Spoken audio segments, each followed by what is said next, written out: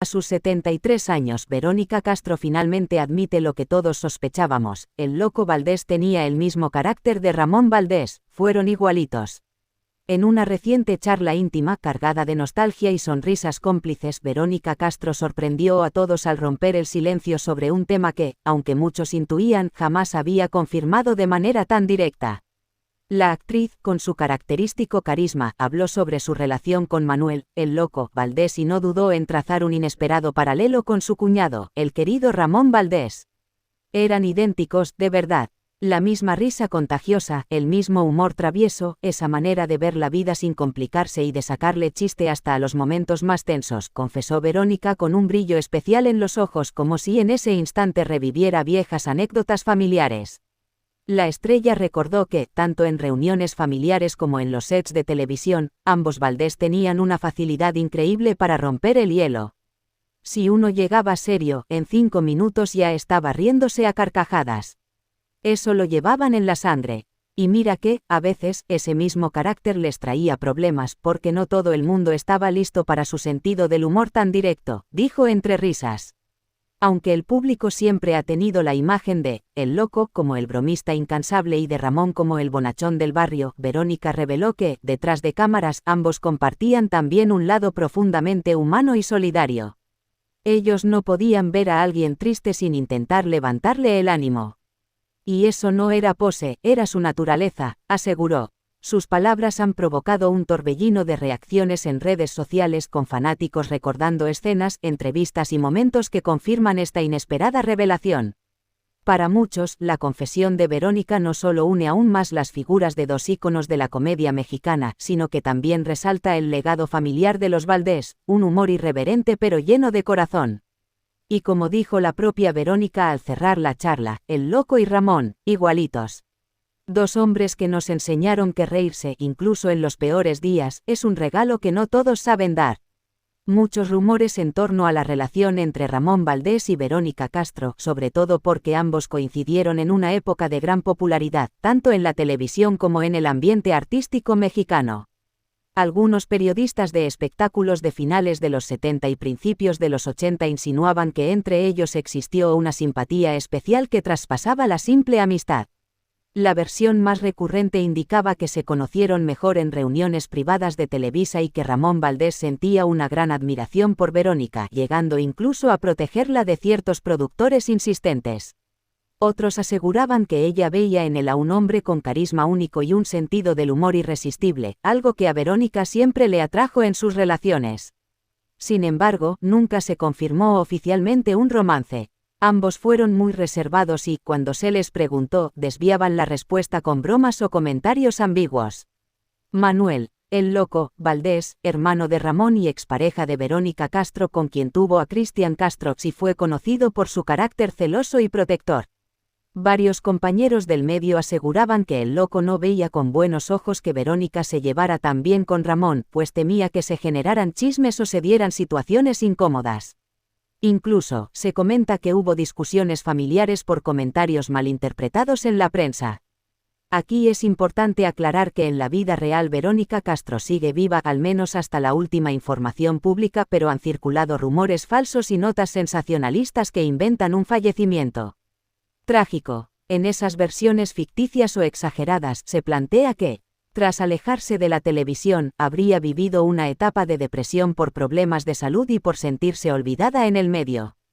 Se menciona un accidente o complicación médica como parte de una supuesta tragedia que culmina en su final, aunque esto no tiene sustento real. Algunos tabloides aprovecharon su retiro para especular con un final triste, mezclando verdad su retiro y problemas de salud con ficción su fallecimiento. Ramón con su ironía de barrio fino y Manuel con ese relámpago de travesura en los ojos. Verónica los miró de lejos y pensó, sin sorpresa, son iguales. No en la voz ni en los gestos, sino en la chispa peligrosa que hace que el mundo te mire, te aplauda, y, si te descuidas, te queme. En los pasillos, el rumor corría como café recién colado. Que si Verónica había coincidido con Ramón después de un ensayo, que si él le sostuvo la puerta y ella le sostuvo la risa, que si esa risa duró un segundo más de lo permitido por la prudencia. Nada comprobado, todo insinuado. Las miradas hacen más ruido que las palabras cuando dos figuras brillan al mismo tiempo. A veces Ramón le contaba pequeñas historias de vecindades con paredes delgadas, de niños que confunden ternura con regaño, de mujeres que mandan sin levantar la voz. Verónica escuchaba y se reconocía, no en la pobreza, sino en la lucha. Porque para llegar ahí, a ese escenario, a esa silla de maquillaje, a esa fila de libretos, había atravesado años de audiciones donde el no era más largo que el apellido, y mañanas en las que el cansancio intentaba disfrazarse de destino. Ella sonreía, anotaba en silencio, y salía a cuadro como si nada doliera. Manuel, el loco, orbitaba cerca con su torbellino de ocurrencias. Era un sol que no pedía permiso para salir. A su manera también la cuidaba, pero en la sombra de cada chiste había una alerta: la gente habla. Y la gente habló. Los hermanos se parecen, repetían. Verónica lo sabía desde antes de conocerlos. Los hombres carismáticos se parecen en la tentación de decir lo que nadie se atreve, en el magnetismo para llevarse la escena, en el peligro dulce de hacerte sentir única frente a 1.000.000 de ojos. En casa, la vida era otro foro.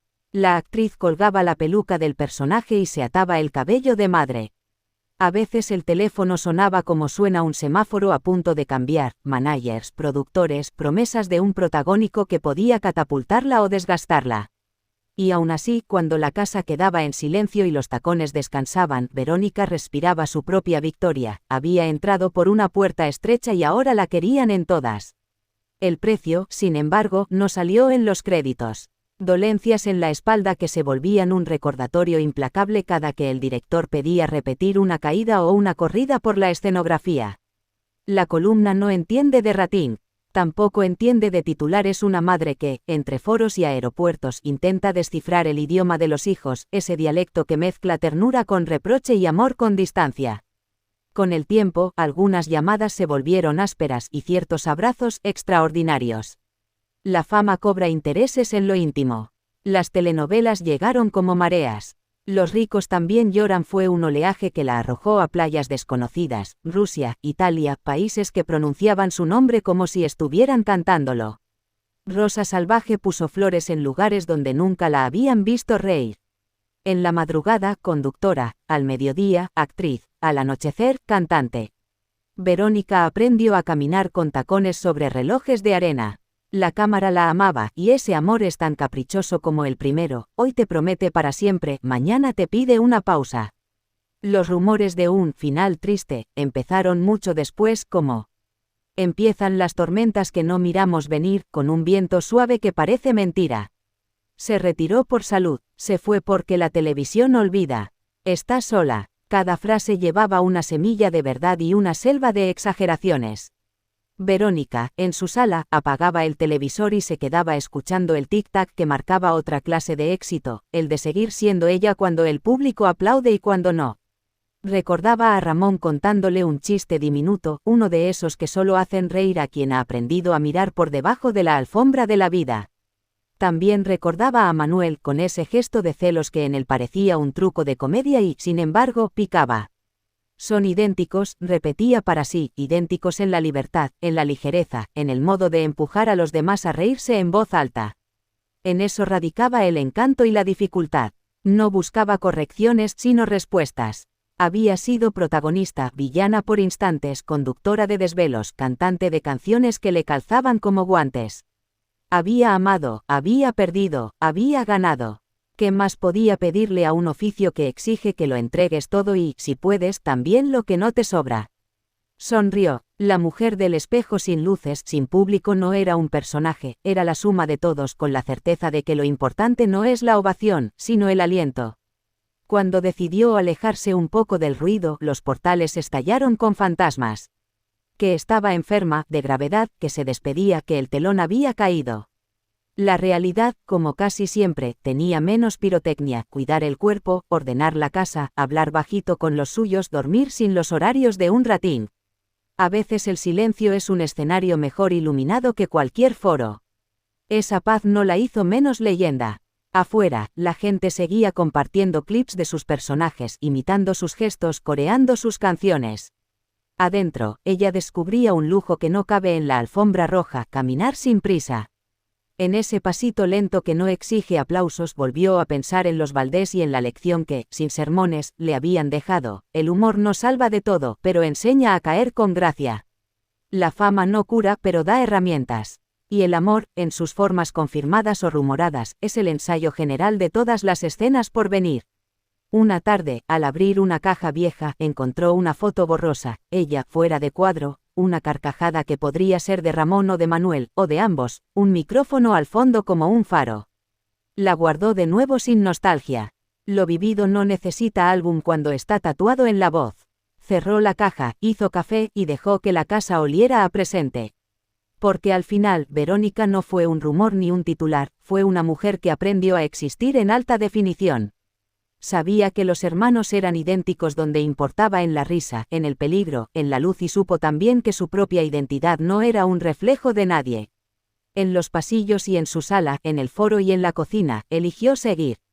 Y ese, aunque no salga en los periódicos, es el final más hermoso, uno que no termina, solo cambia de escena.